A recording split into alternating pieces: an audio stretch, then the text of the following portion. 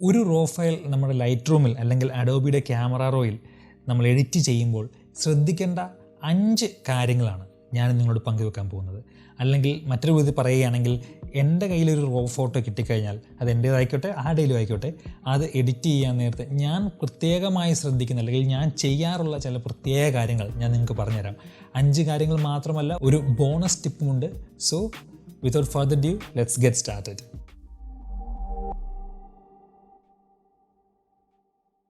Hello friends, soulful ലാൻഡ്സ്കേപ്പിൻ്റെ പുതിയൊരു വീഡിയോയിലേക്ക് എല്ലാവർക്കും സ്വാഗതം. It's me Christy.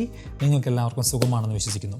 ഇന്ന് ഒരു ലൈറ്റ് റൂമിൻ്റെ ഒരു ട്യൂട്ടോറിയലാണ്. വളരെ സിമ്പിളായിട്ടുള്ളൊരു ട്യൂട്ടോറിയലാണ്. നമ്മളിന്ന് ഒരു ഫോട്ടോ എഡിറ്റ് ചെയ്യുമ്പോൾ ശ്രദ്ധിക്കേണ്ട കുറച്ച് കാര്യങ്ങൾ, അല്ലെങ്കിൽ ഞാൻ പേഴ്സണലി ശ്രദ്ധിക്കാറോ അല്ലെങ്കിൽ ഞാൻ ചെയ്യാറുള്ള കുറച്ച് എൻ്റെ ഒരു വർക്ക് ഫ്ലോ എന്ന് വേണേൽ പറയാം.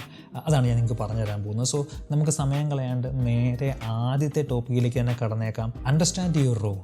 ഒരു ഫോട്ടോ കമ്പ്യൂട്ടറിലേക്ക് നേരെ ഇമ്പോർട്ട് ചെയ്ത് കഴിഞ്ഞാൽ ഞാൻ ആദ്യം ചെയ്യാറുള്ളത്, അത് ലൈറ്റ് റൂമിൽ ലോഡ് ചെയ്തതിന് ശേഷം ഞാൻ ജസ്റ്റ് ഒന്ന് ആ ഫോട്ടോയെ ഒന്ന് അനലൈസ് ചെയ്യും. ജസ്റ്റ് ഒരു 1-2 മിനിറ്റത്തേക്ക് ഞാൻ ആ ഫോട്ടോയെ നേരെ ഒന്ന് അനലൈസ് ചെയ്യും. ഓടിച്ചെന്ന് അതിൻ്റെ അതും ഇതും എല്ലാം മാറ്റി എല്ലാ കാര്യങ്ങളും ചെയ്യുന്നതിന് പകരം നേരെ ഒന്ന് മനസ്സിലാക്കാൻ നോക്കും. അതായത് അതിൻ്റെ ഹൈലൈറ്റ്സ് എവിടെയാണ്, അതിൻ്റെ മിഡ് ടോൺസ് എവിടെയാണ്, അതിൻ്റെ ഷാഡോസ് എവിടെയാണെന്നുള്ള കാര്യം നമ്മൾ നോക്കും. അതുപോലെ തന്നെ ഫോട്ടോയിൽ ഏതൊക്കെ കളേഴ്സാണ് കൂടുതൽ കൊണ്ടുവരേണ്ടത്, ഏതൊക്കെ മേഖലയിലാണ് ഞാൻ കൂടുതൽ എഡിറ്റ്സ് കൊണ്ടുവരേണ്ടത്, എത്രത്തോളം ലോക്കൽ അഡ്ജസ്റ്റ്മെൻറ്റ് അല്ലെങ്കിൽ എത്രത്തോളം ഗ്ലോബൽ അഡ്ജസ്റ്റ്മെൻറ്റ് ഞാൻ കൊണ്ടുവരണം, ഇങ്ങനെയുള്ള കാര്യങ്ങളൊക്കെ ഞാൻ ആദ്യം തന്നെ മനസ്സിലാക്കി വെക്കും. ഒരു വീഡിയോയ്ക്ക് ഒരു സ്ക്രിപ്റ്റ് എഴുതുന്നത് പോലെ തന്നെ ഒരു ആവറേജ് ഐഡിയ, ഇന്ന രീതിയിൽ തന്നെ ആവണമെന്നില്ല, പക്ഷേ ഒരു ആവറേജ് ഐഡിയ ഞാൻ ആ ഫോട്ടോയ്ക്ക് എഡിറ്റ് ചെയ്യുന്നതിന് മുമ്പ് എൻ്റെ മനസ്സിലുണ്ടാക്കിയെടുക്കും. അതിൻ്റെ ഏറ്റവും വലിയൊരു ഗുണം എന്ന് വെച്ച് കഴിഞ്ഞാൽ, നിങ്ങൾ എഡിറ്റ് ചെയ്ത് തുടങ്ങുമ്പോൾ നിങ്ങൾക്ക് അറിയാം ഈ ഫോട്ടോയുടെ എവിടേക്ക് എന്തൊക്കെ വേണം എന്നുള്ള കാര്യം. അതുവഴി നിങ്ങൾക്ക് ആ ഫോട്ടോയുടെ ഒരു മാക്സിമം പൊട്ടൻഷ്യലിലേക്ക് കൊണ്ടുവരാൻ പറ്റും. എല്ലാ ഫോട്ടോയും ഒരേ രീതിയിലല്ല എഡിറ്റ് ചെയ്യേണ്ടത്. ചില ഫോട്ടോകൾക്ക് പ്രത്യേക രീതിയിലുള്ള എഡിറ്റ് വേണം, ചില ഫോട്ടോകൾ നമ്മൾ കംപ്ലീറ്റ് മാനിപ്പുലേറ്റ് ചെയ്യണം, ചില ഫോട്ടോകൾ വളരെ ക്ലാസിക് ആയിട്ടുള്ള ഒരു ലാൻഡ്സ്കേപ്പ് ഫോട്ടോ ആയിരിക്കും. അതിന് വേണ്ടത് പ്രോപ്പർ എക്സ്പോഷറും പ്രോപ്പർ കളർ കറക്ഷനും ഒക്കെയാണ്. അപ്പം അങ്ങനെ ആ ഫോട്ടോയ്ക്ക് വേണ്ടത് ഏതാണ് എന്ന് തിരിച്ചറിയണമെങ്കിൽ നമ്മൾ ഇതുപോലുള്ളൊരു ഒരു മെക്കാനിസം, ഒരു പോസ്റ്റ് പ്രോസസ്സിങ് ഒരു മെഡിറ്റേഷൻ നമ്മൾ ചെയ്യുകയാണെങ്കിൽ നമുക്ക് വളരെ ഉപകാരമായിരിക്കും. സോ ആ കാര്യം നിങ്ങൾ എപ്പോഴും മനസ്സിൽ വെക്കുക.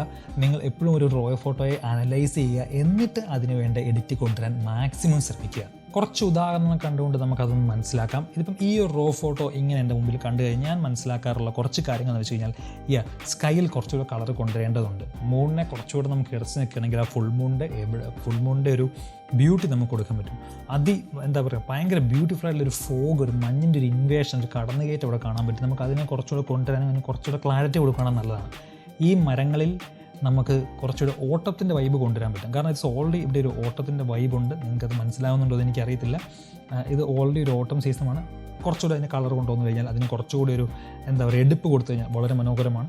ഈ ഭാഗത്ത് ഓട്ടോമാറ്റിക്കലി വെട്ടം കുറവാണ്, അതുപോലെ തന്നെ അതിന് വെട്ടം കുറച്ചുകൂടി ഒന്ന് കുറയ്ക്കും.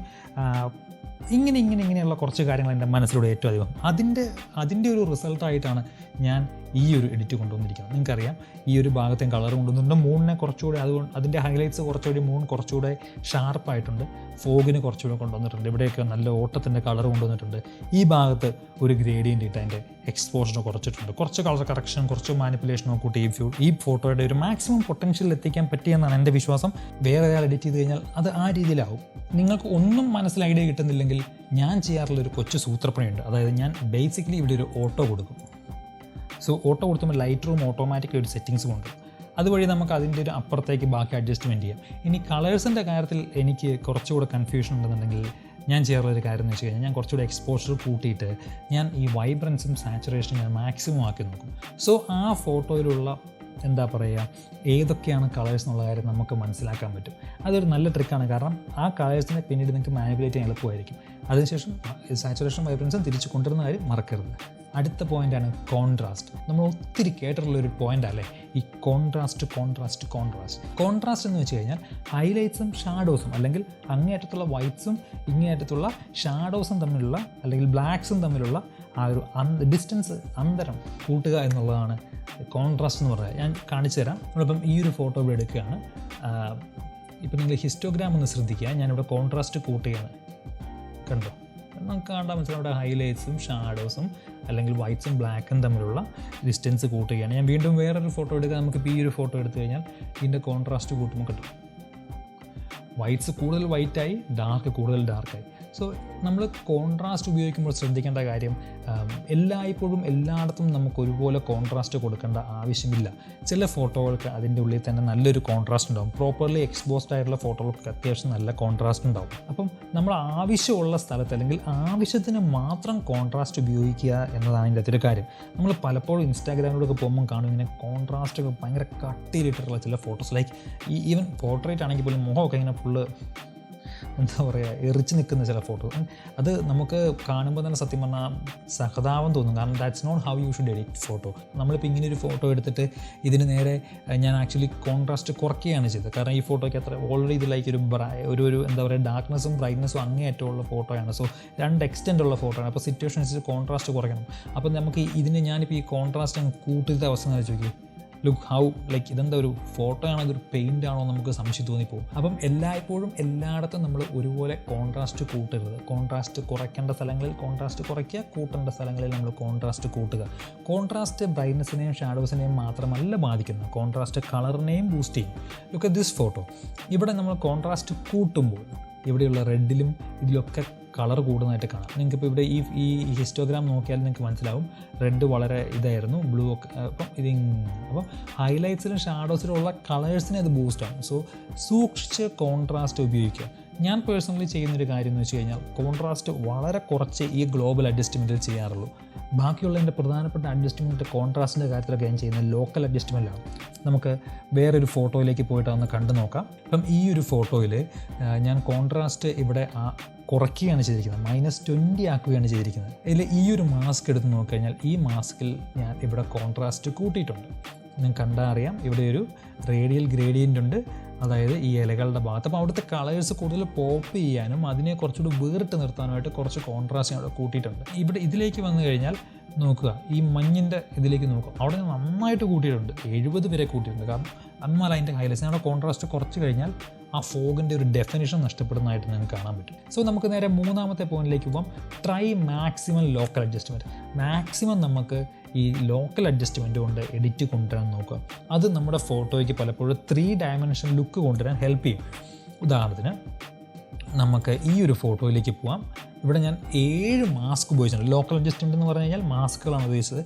ഗ്ലോബൽ അഡ്ജസ്റ്റ്മെൻറ്റ് എന്ന് പറഞ്ഞു കഴിഞ്ഞാൽ നമ്മുടെ ഈ കാണുന്ന ഫോട്ടോയെ മൊത്തം ബാധിക്കുന്നതും, ലോക്കൽ എന്ന് പറഞ്ഞാൽ ലൊക്കലി ബാധിക്കുന്ന കാര്യമാണ്. മാസ്ക് ഇല്ലാതെ ഇതിൻ്റെ ഒരു വേർഷൻ നിങ്ങളെ കാണിച്ചു തരാം. ഇതാണ് മാസ്ക് ഇല്ലാത്തൊരു വേർഷൻ. പക്ഷെ മാസ്ക് ഉള്ള വേർഷൻ വരുമ്പോഴത്തേക്കും കണ്ടോ, സെയിം വേ ഞാൻ ഈ ഫോട്ടോയ്ക്കും അങ്ങനെ തന്നെ ചെയ്തിട്ടുണ്ട്. ഈ ഫോട്ടോയ്ക്കും ഞാൻ മാസ്ക് ഇല്ലാത്ത ഒരു വേർഷൻ ഇതാണ്. കണ്ടോ, കംപ്ലീറ്റ് ഡള്ളാണ്. ആക്ച്വലി എൻ്റെ ഒരു കളർ ഗ്രേഡിങ് വരെ വന്നിരിക്കുന്ന മാസ്കിലാണ്. കണ്ടോ ആ ഒരു പോപ്പിംഗ് സാധനം. അപ്പോൾ ഞാൻ പറഞ്ഞു വന്നത് ട്രൈ മാക്സിമം മാസ്ക് ഉപയോഗിക്കുക. നിങ്ങൾ നല്ല റിഫൈനായിട്ട് എഡിറ്റ് ചെയ്യണമെങ്കിൽ ലാൻഡ്സ്കേപ്പിലാണെങ്കിലും പോർട്രേറ്റിലാണെങ്കിലും ഒക്കെ മാക്സിമം മാസ്ക് ഉപയോഗിക്കുക. പ്രത്യേകിച്ച് പുതിയ അപ്ഡേറ്റിൽ വന്നിരിക്കുന്ന അഡാപ്റ്റീവ് പ്ലേസസ് ഒക്കെ ഉപയോഗിച്ച് ഞങ്ങൾക്ക് ഒറ്റ ക്ലിക്കിൽ നല്ല അടിപൊളി സ്കൈ ഒക്കെ ആക്കി മാറ്റാൻ പറ്റും. അപ്പം ഞാൻ അതിനെക്കുറിച്ചുള്ള വീഡിയോ കഴിഞ്ഞ ദിവസം ചെയ്തിട്ടുണ്ടായിരുന്നു, പുതിയ അപ്ഡേറ്റിനെ കുറിച്ച്. അപ്പോൾ ആ വീഡിയോ ലിങ്ക് ഞാൻ മുകളിൽ കൊടുത്തേക്കാം, അത് കാണാൻ താല്പര്യമുള്ളവരൊന്ന് കണ്ടു നോക്കിയാൽ. Not always clarity. ഞാൻ വീണ്ടും മറ്റേ കോൺട്രാസ്റ്റിൻ്റെ കാര്യം പറഞ്ഞതുപോലെ തന്നെ എന്താ പറയുക, ഈ ഫോട്ടോയിൽ ഒരുപാട് ക്ലാരിറ്റി കൂട്ടിയിട്ടുള്ള ഒരുപാട് ഫോട്ടോസ് നമ്മൾ ഇൻസ്റ്റാഗ്രാമിൽ കാണാറുണ്ട്. നമുക്ക് കണ്ടാൽ മനസ്സിലായി ഇങ്ങനെ ഭയങ്കര ടെക്സ്ചറും ക്ലാരിറ്റിയും. That's not how it should be done. അങ്ങനെയല്ല അത് ചെയ്യേണ്ടത്. ക്ലാരിറ്റി കൂട്ടുക എന്നുള്ളതിൻ്റെ അർത്ഥം ഫോട്ടോയുടെ ഷാർപ്നെസ് കൂടുക എന്നുള്ളതല്ല. അതിന് വേറെ ഒരു സ്ലൈഡർ ഉണ്ട് താഴെ.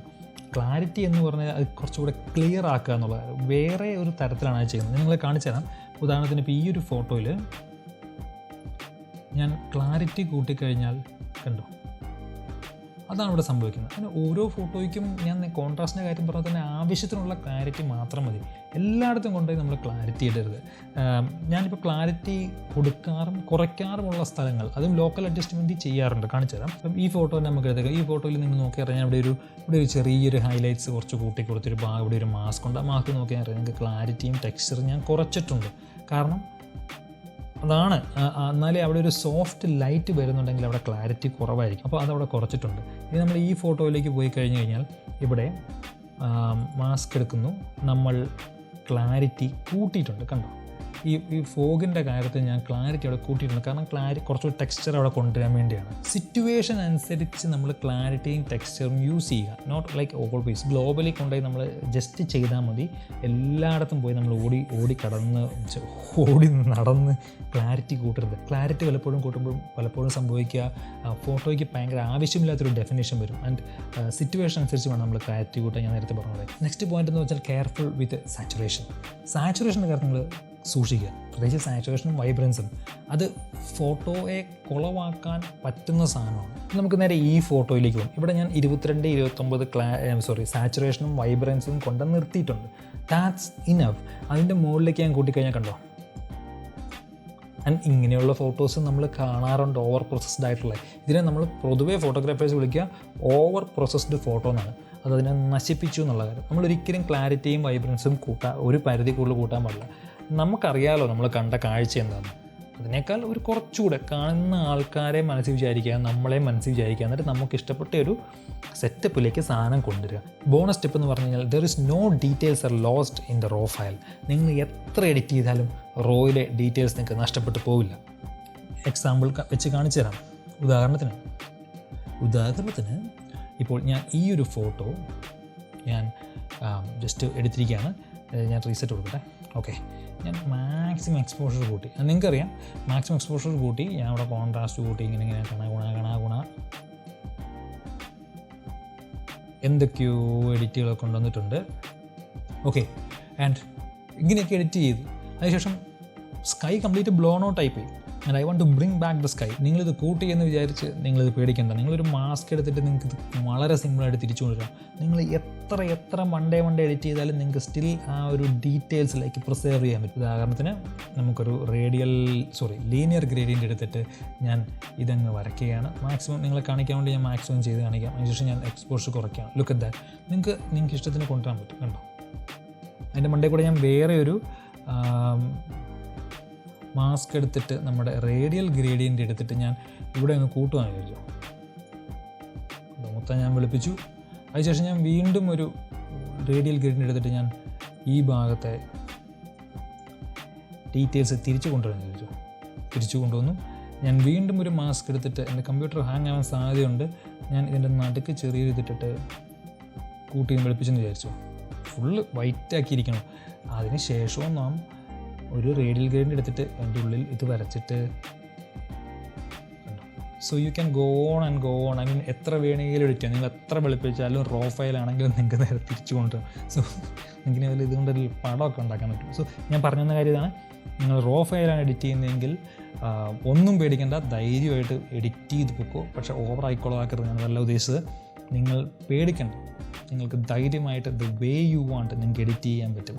So that means you should shoot in raw. നിങ്ങൾ റോയിൽ തന്നെ ഷൂട്ട് ചെയ്യണം. അതാണ് അതിൻ്റെ നമ്മൾ പടം എടുക്കുമ്പോൾ അതിൻ്റെ ഒരു എഫക്റ്റ് വരണ്ടേ. അല്ലാണ്ട് ചുമ്മാ എന്തെങ്കിലും എടുത്തിട്ടുള്ള കാര്യമിരിക്കുന്നത്. സോ ഈ ടിപ്സും കാര്യങ്ങളൊക്കെ നിങ്ങളുടെ മനസ്സിൽ വെക്കുക. നിങ്ങൾ അടുത്ത പ്രാവശ്യം ഒരു ഫോട്ടോ ലൈറ്റ് അല്ലെങ്കിൽ നിങ്ങൾ സ്നാപ്സീഡിൽ ഏതിലും ആയിക്കോട്ടെ എഡിറ്റ് ചെയ്യുമ്പോൾ നിങ്ങൾ മാക്സിമം ഈ കാര്യം ഓർത്തുകൊണ്ടും ചെയ്ത് നോക്കുക. It will make A huge difference in your photo. അങ്ങനെ നിങ്ങൾ മനസ്സിൽ ചിന്തിച്ച് എഡിറ്റ് ചെയ്ത photos if you can share with me, നമുക്ക് ഒരുമിച്ച് ഡിസ്കസ് ചെയ്യാം പേഴ്സണലി, അല്ലെങ്കിൽ നമുക്ക് അടുത്ത ഒരു വീഡിയോയിലൂടെയൊക്കെ. അപ്പം ഈ വീഡിയോ നിങ്ങൾക്ക് ഇഷ്ടപ്പെട്ടെന്ന് ഞാൻ വിശ്വസിക്കുന്നു. മറ്റൊരു വീഡിയോയുമായിട്ട് അടുത്ത ആഴ്ച കാണും വരെ ബൈ.